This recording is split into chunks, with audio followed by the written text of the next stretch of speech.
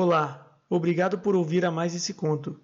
Antes de começar, eu quero pedir para que você, se ainda não é inscrito do canal, que por favor se inscreva. Tenho notado que muitas pessoas que me escutam, cerca de 80%, não se inscrevem no canal. Então, para me ajudar e fazer com que ele cresça, eu peço para que você se inscreva também. Se você já é inscrito, meu muito obrigado. Pílades e Orestes, de Machado de Assis. Quintanilha engendrou Gonçalves. Tal era a impressão que davam os dois juntos, não que se parecessem. Ao contrário, Quintanilha tinha o rosto redondo, Gonçalves comprido. O primeiro era baixo e moreno, o segundo alto e claro, e a expressão total divergia inteiramente. Acresce que eram quase da mesma idade. A ideia da paternidade nascia das maneiras com que o primeiro tratava o segundo. Um pai não se desfaria mais em carinhos, cautelas e pensamentos. Tinham estudado juntos, morado juntos e eram bacharéis do mesmo ano. Quintanilha não seguiu advocacia nem magistratura, meteu-se na política, mas eleito deputado provincial em 1870 e alguma coisa, cumpriu o prazo da legislatura e abandonou a carreira. Herdara os bens de um tio, que lhe davam de renda cerca de 30 contos de réis. Veio para o seu Gonçalves, que advogava no Rio de Janeiro. Posto que abastado, moço, amigo do seu único amigo, não se pode dizer que Quintanilha fosse inteiramente feliz, como vais ver. Ponho de lado o desgosto que lhe trouxe a herança com o ódio dos parentes. Tal ódio foi que ele esteve prestes a abrir mão dela, e não o fez porque o amigo Gonçalves, que lhe dava ideias e conselhos, o convenceu de que semelhante ato seria arrematada a loucura. Que culpa tem você que merecesse mais a seu tio que os outros parentes? Não foi você que fez o testamento, nem andou a bajular o defunto, como os outros. Se ele deixou tudo a você, é que o achou melhor que eles. Fique-se com a fortuna, que é a vontade do morto, e não seja tolo. Quintanilha acabou concordando. Dos parentes, alguns buscaram reconciliar-se com ele, mas o amigo mostrou-lhe a intenção recôndita dos tais, e Quintanilha não lhes abriu a porta. Um desses, ao vê-lo ligado com o antigo companheiro de estudos, bradava por toda parte. Aí está! Deixa os parentes para se meter com estranhos. Há de ver o fim que leva. Ao saber disto, Quintanilha correu a contá-lo a Gonçalves. Indignado, Gonçalves sorriu, chamou-lhe tolo e aquietou-lhe o ânimo. Não valia a pena irritar-se por ditinhos. Uma só coisa desejo, continuou, é que nos separemos, para que se não diga... Que se não diga o quê? Boa. Tinha que ver se eu passava a escolher as minhas amizades conforme o capricho de alguns peraltas sem vergonha. Não fale assim, Quintanilha. Você é grosseiro com seus parentes. Parentes do diabo que os leve, pois eu hei de viver com as pessoas que me forem designadas por meia dúzia de velhacos que o que querem é comer-me dinheiro? Não, Gonçalves. Tudo o que você quiser, menos isso. Quem escolhe os meus amigos sou eu. É o meu coração. Ou você está aborrecido de mim? Eu tinha graça. Pois então, mas não é tal. A vida que viviam os dois era a mais unida desse mundo. Quintanilha acordava, pensava no outro, almoçava e ia ter com ele. Jantavam juntos, faziam alguma visita, passeavam ou acabavam a noite no teatro. Se Gonçalves tinha algum trabalho que fazer à noite, Quintanilha ia ajudá-lo como obrigação. Dava busca aos textos de lei, marcava-os, copiava-os, carregava os livros. Gonçalves esquecia com facilidade, ora um recado, ora uma carta, sapatos, charutos, papéis. Quintanilha supria-lhe a memória. Às vezes, na rua do ouvidor, vendo passar as moças, Gonçalves lembrava-se de uns autos que deixara no escritório. Quintanilha voava a buscá-los e tornava com eles, tão contente que não se podia saber se eram autos, se a sorte era grande. Procurava-o ansiosamente com os olhos, corria, sorria, morria de fadiga. São estes? São, deixa eu ver. São estes mesmo, dá cá. Deixa, eu levo. A princípio, Gonçalves suspirava. Que maçada que dei a você. Quintanilha ria do suspiro com tão bom humor que o outro, para não o molestar, Não se acusou de mais nada, concordou em receber os obséquios. Com o tempo, os obséquios ficaram sendo puro ofício. Gonçalves dizia ao outro: você hoje há de lembrar-me isto e aquilo. E o outro decorava as recomendações, ou escrevia-as, se eram muitas. Algumas dependiam de horas. Era de ver como o bom Quintanilha suspirava aflito, à espera que chegasse tal ou tal hora, para ter o gosto de lembrar dos negócios ao amigo. E levava-lhe as cartas e papéis, ia buscar as respostas, procurar as pessoas, esperá-las na estrada de ferro, fazia viagens ao interior. De si mesmo, descobria-lhe bons charutos, bons jantares, bons espetáculos. Gonçalves já não tinha liberdade de falar de um livro novo, ou somente caro, que não achasse um exemplar em casa. Você é um perdulário, dizia-lhe em tom repreensivo. Então gastar com letras e ciências é botar fora? É boa, concluía o outro. No fim do ano, quis obrigá-lo a passar fora as férias. Gonçalves acabou aceitando, e o prazer que lhe deu com isto foi enorme. Subiram a Petrópolis. Na volta, serra abaixo, como falassem de pintura, Quintanilha advertiu que não tinham ainda uma tela com o retrato dos dois, e mandou fazê-la. Quando a levou ao amigo, este não pôde deixar de lhe dizer que não prestava para nada. Quintanilha ficou sem voz. É uma porcaria, insistiu Gonçalves. Pois o pintor disse-me: você não entende de pintura, Quintanilha. E o pintor aproveitou a ocasião para meter a espiga. Pois isto é cara decente? Eu tenho esse braço torto? Que ladrão! Não, ele não tem culpa. Fez o seu negócio. Você é que não tem o sentimento da arte, nem prática, e espichou-se redondamente. A intenção foi boa, creio. Sim, a intenção foi boa. E aposto que já pagou? Já. Gonçalves abanou a cabeça, chamou-lhe ignorante e acabou rindo. Quintanilha, vexado e aborrecido, olhava para a tela, até que sacou de um canivete e rasgou-a de alto a baixo. Como se não bastasse esse gesto de vingança, devolveu a pintura ao artista com um bilhete em que ele muito transmitiu alguns dos nomes recebidos e mais o de asno. A vida tem muitas de tais pagas. Demais, uma letra de Gonçalves que se venceu dali a dias e que este não pôde pagar, veio trazer ao espírito de Quintanilha uma diversão. Quase brigaram. A ideia de Gonçalves era reformar a letra. Quintanilha, que era o endossante, entendia não valer a pena pedir o favor por tão escassa quantia, 1,5 conto. Ele emprestaria o valor da letra e o outro que lhe pagasse quando pudesse. Gonçalves não consentiu e fez-se a reforma. Quando ao fim dela, a situação se repetiu. O mais que este admitiu foi aceitar uma letra de Quintanilha, com o mesmo juro. Você não vê que me envergonha, Gonçalves? Pois eu hei de receber juro de você. Ou recebe ou não fazemos nada. Mas, meu querido, teve que concordar. A união dos dois era tal que uma senhora chamava-lhes os casadinhos de fresco e um letrado, Pílades e Orestes. Eles riam, naturalmente, mas o riso de Quintanilha trazia alguma coisa parecida com lágrimas. Era, nos olhos, uma ternura úmida. Outra diferença é que o sentimento de Quintanilha tinha uma nota de entusiasmo, que absolutamente faltava ao de Gonçalves. Mas entusiasmo não se inventa. É claro que o segundo era mais capaz de inspirá-lo ao primeiro do que este a ele. Em verdade, Quintanilha era muito sensível a qualquer distinção. Uma palavra, um olhar bastava a acender-lhe o cérebro.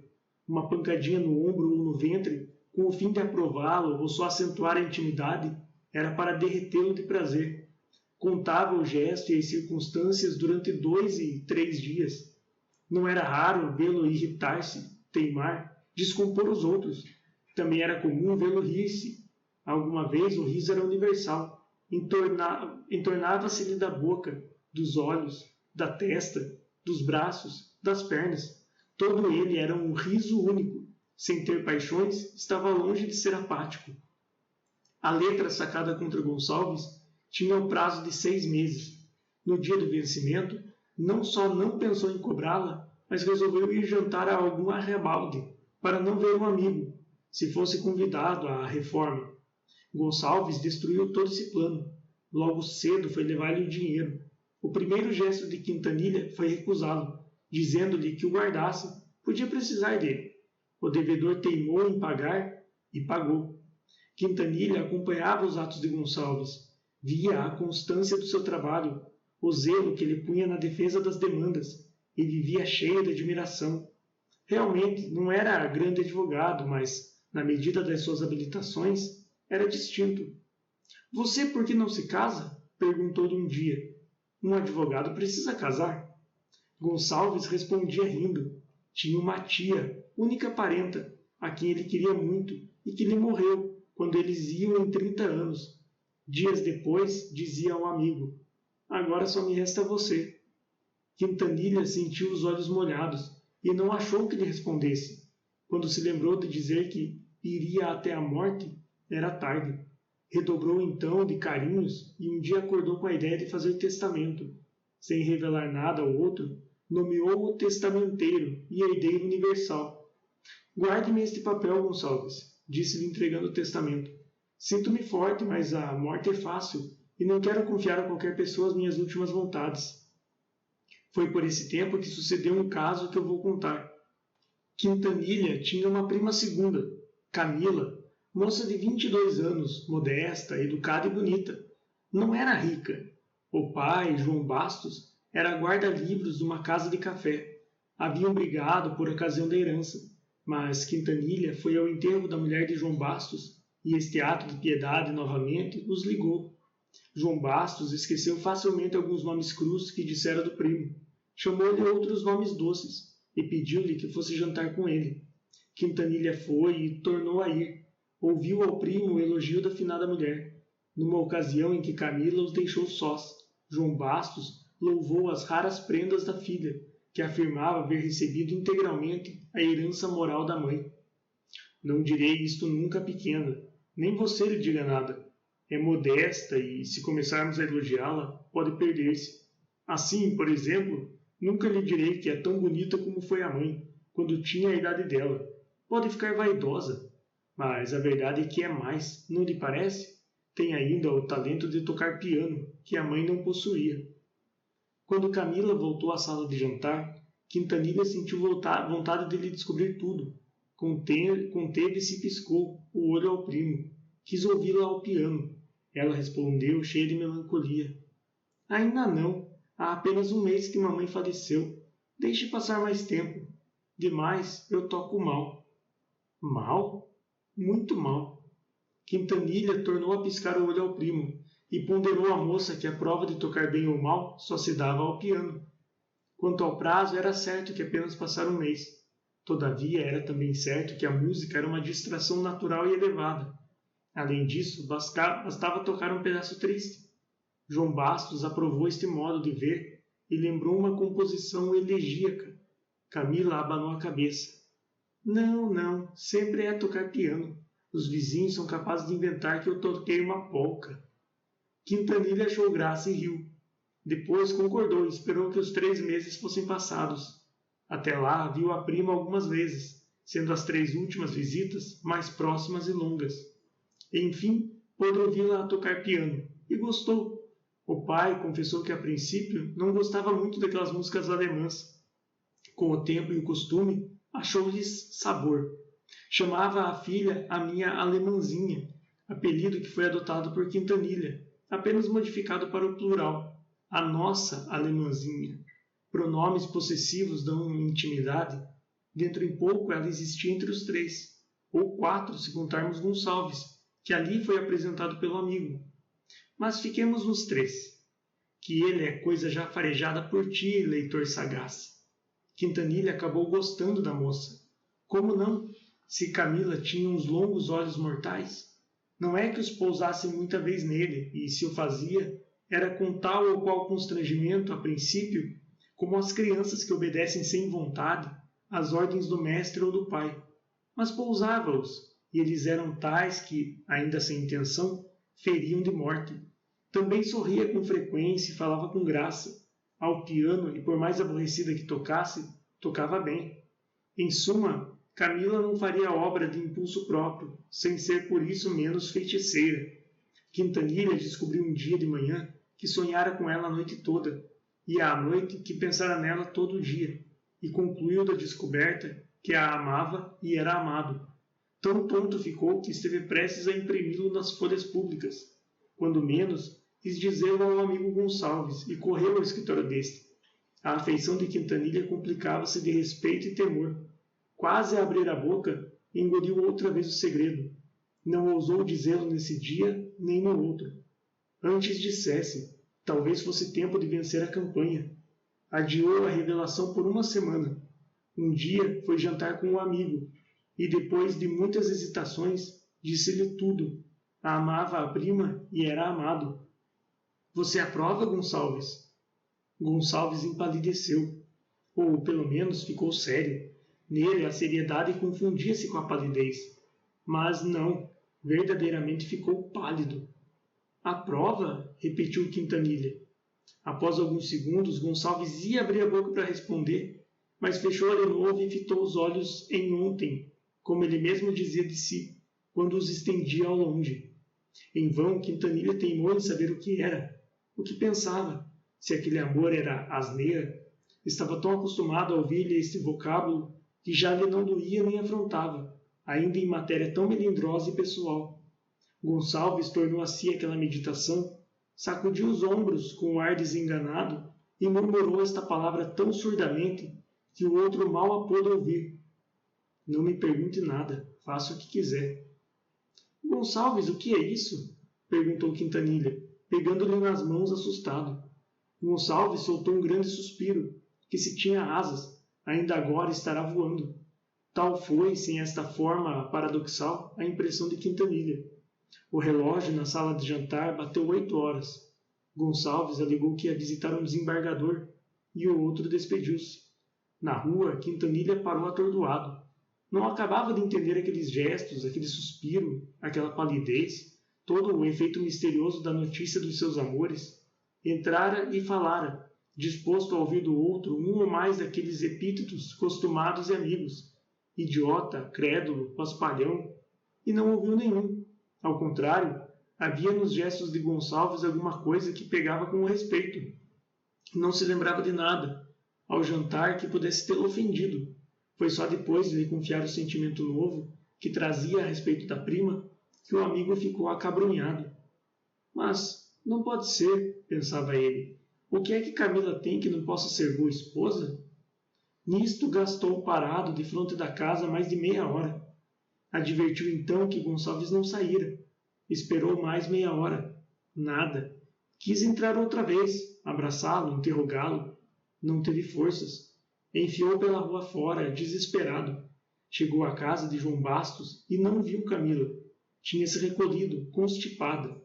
Queria justamente contar de tudo e aqui é preciso explicar que ele ainda não se havia declarado a prima. Os olhares da moça não fugiam dos seus. Era tudo e podia não passar de faceirice, mas o lance não podia ser melhor para clarear a situação. Contando o que se passara com um amigo, tinha o ensejo de lhe fazer saber que a amava e ia pedi-lo ao pai. Era uma consolação no meio daquela agonia. O acaso negou-lhe, e Quintanilha saiu da casa, pior do que entrara. Recolheu-se à sua. Não dormiu antes das 2 horas da manhã, e não foi para repouso, senão para agitação maior e nova. Sonhou que ia atravessar uma ponte velha e longa, entre 2 montanhas, e a meio caminho viu surgir de baixo um vulto e fincar os pés defronte dele. Era Gonçalves. Abre aspas. Infame, disse este com os olhos acesos. Por que me vens tirar a noiva do meu coração? A mulher que eu amo e é minha? Toma logo o meu coração, é mais completo. Fecha aspas. E com um gesto rápido abriu o peito, arrancou o coração e meteu-lhe na boca. Quintanilha tentou pegar da víscera amiga e repô-la no peito de Gonçalves. Foi impossível. Os queixos acabaram por fechá-la. Quis cuspi-la e foi pior. Os dentes cravaram-se no coração.